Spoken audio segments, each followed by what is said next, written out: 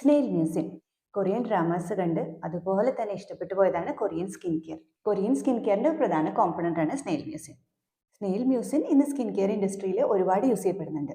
ആർക്കൊക്കെ snail mucin സേഫായിട്ട് ഉപയോഗിക്കാം, ആർക്കൊക്കെ ഉപയോഗിക്കുമ്പോൾ ശ്രദ്ധിക്കണം, എല്ലാവർക്കും സ്നെയിൽ മ്യൂസിൻ തന്നെ വേണോ, ഇതിനെന്തെങ്കിലും ഓൾട്ടർനേറ്റീവ്സ് ഉണ്ടോ തുടങ്ങിയ കാര്യങ്ങളാണ് നമ്മളിന്ന് നോക്കാൻ പോകുന്നത്. സ്നെയിൽ മ്യൂസിന് മോയ്സ്ചറൈസിങ് ബെനിഫിറ്റ് ഉണ്ട്, ആൻറ്റി ഏജിങ് ബെനിഫിറ്റ് ഉണ്ട്, ആൻറ്റി ആക്നെ പിമ്പിൾസ് കുറയാൻ സഹായിക്കും, വൂണ്ട് ഹീലിംഗിന് സഹായിക്കും, ആൻറ്റി ബാക്ടീരിയൽ പ്രോപ്പർട്ടീസും ഉണ്ട്.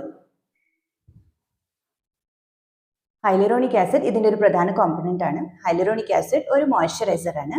ഹൈലറോണിക് ആസിഡ് ഒരു ഹ്യൂമെക്റ്റന്റ് മോയ്സ്ചറൈസർ ആണ്, അതായത് അത് മോയ്സ്ചറിനെ വലിച്ചെടുക്കാണ് ചെയ്യാം. ഹൈലറോണിക് ആസിഡ് അതിന്റെ വെയിറ്റിനേക്കാൾ 1000 മടങ്ങ് വെള്ളം പിടിച്ചു വെക്കാൻ കപ്പാസിറ്റി ഉള്ള ഒരു മോളിക്യൂളാണ്. സ്നെയിൽ മ്യൂസിൻ അപ്ലൈ ചെയ്യുമ്പോൾ മുഖം നനച്ചിട്ടോ ഈർപ്പമുള്ള സ്കിന്നിലോ വേണം സ്നെയിൽ മ്യൂസിൻ അപ്ലൈ ചെയ്യാൻ.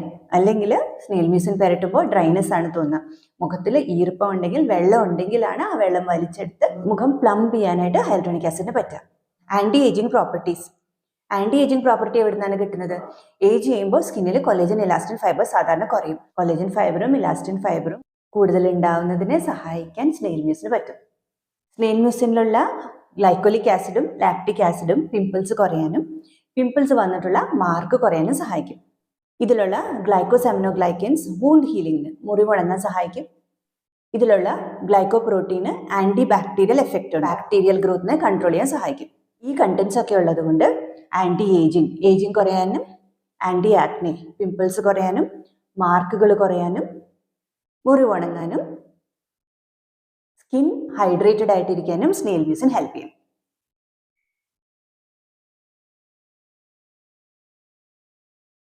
സ്നെയിൽ മ്യൂസിൻ യൂസ് ചെയ്യുമ്പോൾ എന്തൊക്കെ കൺസേൺസ് ആണുള്ളത്? സ്നെയിൽ മ്യൂസിന് ഗ്ലൈക്കോ പ്രോട്ടീൻസ് ഉണ്ടെന്ന് നമ്മൾ പറഞ്ഞു. ഈ ഗ്ലൈക്കോ പ്രോട്ടീൻസ് ചില ആൾക്കാർക്ക് ക്രോസ് റിയാക്ട് ചെയ്ത് അലർജി ഉണ്ടാക്കാം. എസ്പെഷ്യലി നമ്മുടെ വീട്ടിൽ കാണുന്ന നമ്മുടെ കാർപ്പറ്റിലോ പൊടിയിലൊക്കെ ഉണ്ടാവുന്ന ഒരു തരം ഇൻസെക്റ്റ് ആണ് ഡസ്റ്റ് മൈറ്റ്. ഈ ഡസ്റ്റ് മൈറ്റിന് അലർജി ഉള്ളവർക്ക് സ്നെയിൽ മ്യൂസിനും അലർജി ഉണ്ടാവാൻ ഒരു ചാൻസ് ഉണ്ട്. സ്നെയിൽ എന്നത് ഒരു മൊലസ്ക് ആണ്. ചില ആളുകൾക്ക് ചെമ്മീൻ, സീ ഫുഡ്, ക്രാബ് ഇതൊക്കെ അലർജി ഉള്ളവരുണ്ടാവാം. ഞണ്ട്, ചെമ്മീൻ, സീ ഫുഡ് ഇതിൽ ചില പ്രോട്ടീൻസ് സ്നെയിൽ മ്യൂസിനായിട്ട് കോമൺ ആണ്. ഈ അലർജികളുള്ളവർക്ക് സ്നെയിൽ മ്യൂസിൻ ഉപയോഗിക്കുമ്പോൾ അലർജി ഉണ്ടാവാൻ സാധ്യതയുണ്ട്, അത് ശ്രദ്ധിക്കണം.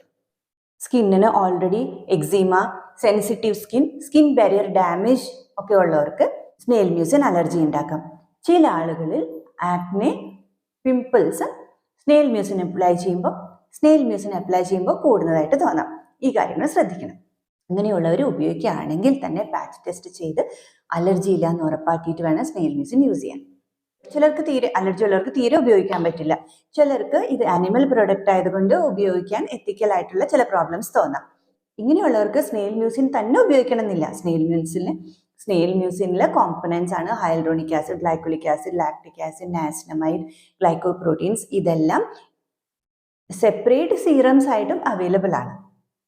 അതുകൊണ്ട് സ്നെയിൽ മ്യൂസിൻ അലർജി ഉള്ളവർക്കോ സ്നെയിൽ മ്യൂസിൻ ഉപയോഗിക്കാൻ ബുദ്ധിമുട്ടുള്ളവർക്കോ നിങ്ങളുടെ സ്കിൻ ഡോക്ടറുടെ ഒപ്പീനിയൻ എടുത്ത് അതിന് ഈക്വൽ ആയിട്ടുള്ള വേറെ സീറംസ് ഉപയോഗിച്ചാലും ഇതേ ബെനിഫിറ്റ്സ് തന്നെ കിട്ടും.